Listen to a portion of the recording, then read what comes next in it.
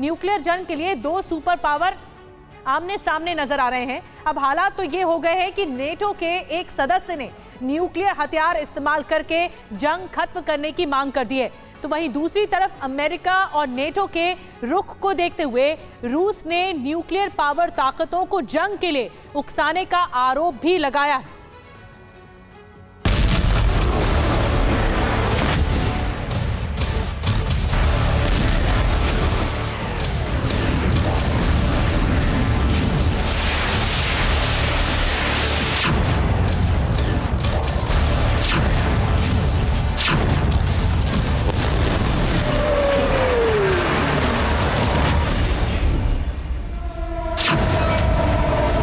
NATO ने उकसाया, रूस जंग के मैदान में आया।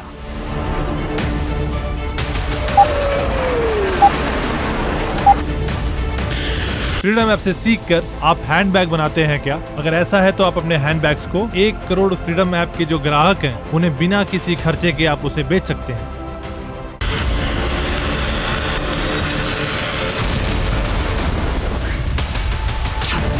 भविष्य की पिक्चर क्लियर, आगे तय है जंग न्यूक्लियर।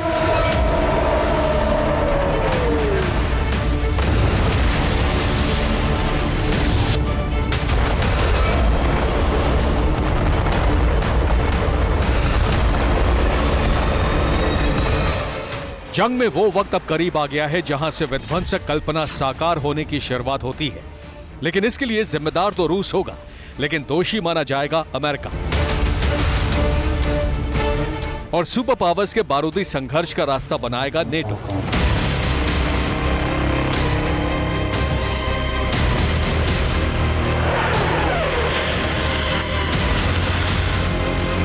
और ये कोई कल्पना नहीं है, ना ही आकलन है, बल्कि ये जंग के आधिकारिक ऐलान से पहले दिए गए बयान है, जिसमें एक सिरे पर नेटो का उकसावा है तो दूसरे सिरे पर न्यूक्लियर हथियार के इस्तेमाल की चेतावनी है।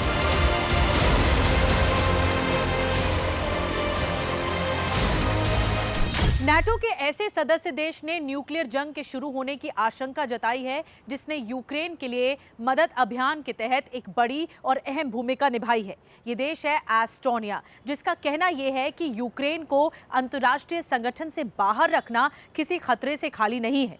ये देश ग्रे जोन में जा सकता है, वहीं मॉस्को को रोकने के लिए न्यूक्लियर जंग ही एक अहम साधन होगा। यानी साफ शब्दों में बता दिया गया है कि जंग खत्म करने का आखिरी रास्ता न्यूक्लियर हथियारों का इस्तेमाल ही है। और एस्टोनिया से जारी इस अनुमान को नेटो की आधिकारिक चेतावनी माना जा रहा है, जो रूस को न्यूक्लियर हमले के लिए उकसा रही है।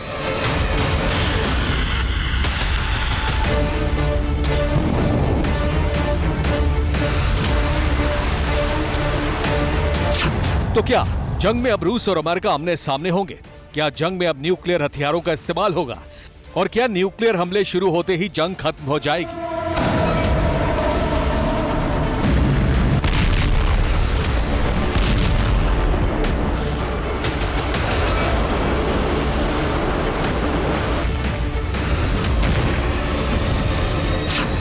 बयानों से गरमाए माहौल का विश्लेषण करें तो न सवालों का सिलसिला खत्म होगा और न ही जंग को विनाशकारी होने से कोई रोक सकता है। ऐसा इसलिए क्योंकि गुजरते वक्त के साथ बारूदी बयानों की पृष्ठभूमि को इतना कमजोर नहीं आंका जा सकता। यूक्रेन के हालात भले ही सीरिया की तरह दिख रहे हो, लेकिन इस वॉर जोन में और सीरिया में फर्क है। यहाँ अमेरिका और रूस सीधे सीधे आमने सामने आते जा रहे हैं, जिससे न्यूक्लियर हथियारों के इस्तेमाल की आशंका और ज्यादा गहराने लगी है। अब एस्टोनिया के बयान का विस्तार समझने से पहले कैसे गरमाया वॉर जोन, इसे समझिए। निरस्त्रीकरण पर जिनेवा में यूएन कॉन्फ्रेंस पर दुनिया की नजर थी। इसी कॉन्फ्रेंस में रूस ने न्यू स्टार्ट संधि सस्पेंड करने की बात दोहराई। रूस ने न्यूक्लियर वेपन्स में कटौती सस्पेंड करने के कारण बताए। अमेरिका और यूरोपीय सहयोगियों पर रूस ने रणनीतिक रूप से हराने का आरोप लगाया। यूक्रेन को रूस के खिलाफ हथियारों की मदद देना मुख्य कारण बताया। लेकिन रूस का सख्त रुख सिर्फ अमेरिका और रूस की द्विपक्षीय न्यूक्लियर हथियारों की संख्या न बढ़ाने वाली संधि के तोड़ने तक ही सीमित नहीं रही। इस कॉन्फ्रेंस में हिस्सा लेने पहुंचे रूस के उप विदेश मंत्री सर्गेई ryabkov ने इस मंच से जो ऐलान किया, उसने भविष्य के विनाशकारी संकट का अलार्म बजा दिया। बकौल रयाबकोव, यूक्रेन में संघर्ष को बढ़ावा देने की अमेरिका नेटो की नीति और सैन्य टकराव में नेटो के सदस्यों की बढ़ती भागीदारी विनाशकारी परिणामों के साथ न्यूक्लियर शक्ति संपन्न देशों के साथ प्रत्यक्ष सैन्य संघर्ष के लिए उकसावा है।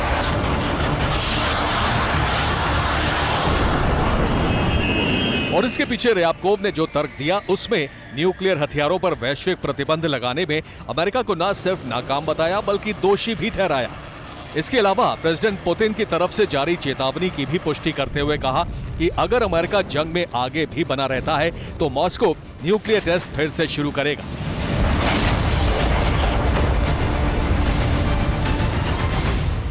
रूस और यूक्रेन की इस जंग में आने वाले दिन और भयानक होंगे, ये तो तय है। जाहिर है रूस के इस सख्त रुख के पीछे कुछ ना कुछ ऐसा है जो उसके भविष्य की तैयारियों से जुड़ा हुआ है। मुमकिन है कि रूस आने वाले दिनों के लिए ब्लूप्रिंट बना रहा हो या फिर उसने ब्लूप्रिंट बना लिया हो, लेकिन इन सारी तैयारियों के पीछे न्यूक्लियर वॉर की तैयारियों के संकेत मिलते हैं। यूक्रेन पर बरस रहे बारूद के कारण रूस को नुकसान भले ही हो रहा हो, लेकिन अनुमान है कि रूस इतनी जल्दी न्यूक्लियर अटैक की तरफ आगे नहीं बढ़ सकता। इस रुख के पीछे दरअसल जिम्मेदार है अमेरिका और नेटो देशों का उकसावा, जिसे बतौर उदाहरण एस्टोनिया को केंद्र में रखकर समझा जा सकता है। एस्टोनिया के विदेश मंत्री उर्मस रिनसालू ने नेटो देशों को संबोधित किया। अपने संबोधन में रिनसालू ने यूक्रेन को बचाने का अंतिम रास्ता सुझाया, यूक्रेन को बचाने के लिए न्यूक्लियर हथियारों के इस्तेमाल की अपील की। इसके पीछे तर्क दिया कि रूस समर्थकों के विद्रोह भी यूक्रेन के लिए खतरा है।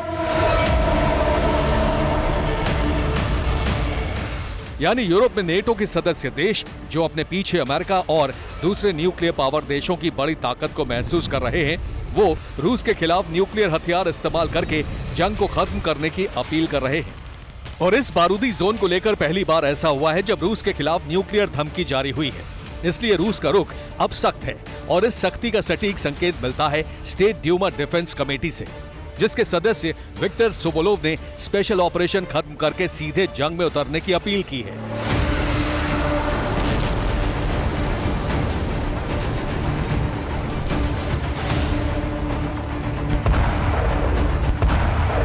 अब स्टेट ड्यूमा के सदस्य की अपील मानी गई या नहीं, इसका खुलासा नहीं हुआ, लेकिन संकेत मिल रहे हैं जो बताते हैं कि तैयारी विनाशकारी है। रूस ने अपने प्रोजेक्ट 971 न्यूक्लियर सबमरीन उत्तरी बेड़े में वापस बुला ली है और दूसरी तरफ रशियन सबमरीन पेट्रोपावलस्क कामचस्की ने भी वॉर एक्सरसाइज शुरू कर दी है। इस सबमरीन ने जापान सागर से एक क्रूज कैलिबर मिसाइल दागकर अपने इरादे भी जाहिर कर दिए।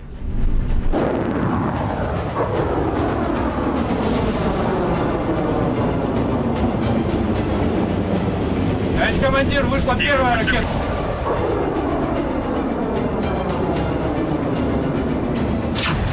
तो क्या क्रेमलिन का वॉर के लिए ब्लूप्रिंट रेडी है? दावा तो नहीं किया जा सकता, लेकिन कुछ तैयारी हो चुकी है। देखिए रूस का अनुमानित ब्लूप्रिंट। रूस अमेरिका के ग्लोबल मिसाइल डिफेंस सिस्टम को तबाह करेगा। मिसाइल डिफेंस सिस्टम खत्म करके रूस अपने एटमी हथियार बचाएगा। इसके बाद रूस न्यूक्लियर वॉरहेड वाली आईसीबीएम का इस्तेमाल करेगा। रूस के न्यूक्लियर हथियार अमेरिका को भी टारगेट कर सकते हैं। हालांकि ये एक विचार है जो रूस की एक सैन्य पत्रिका में प्रकाशित हुआ है, लेकिन यह भी तय है कि इसी स्ट्रैटेजी से रूस पूरी दुनिया में न्यूक्लियर भवंडर उठा सकता है। और ऐसा इसलिए भी किया जा सकता है क्योंकि अमेरिकन स्ट्रैटेजी को लेकर जो खुलासा हुआ है उसमें ये रूस के न्यूक्लियर ठिकानों पर अटैक की तैयारी दिख रही है।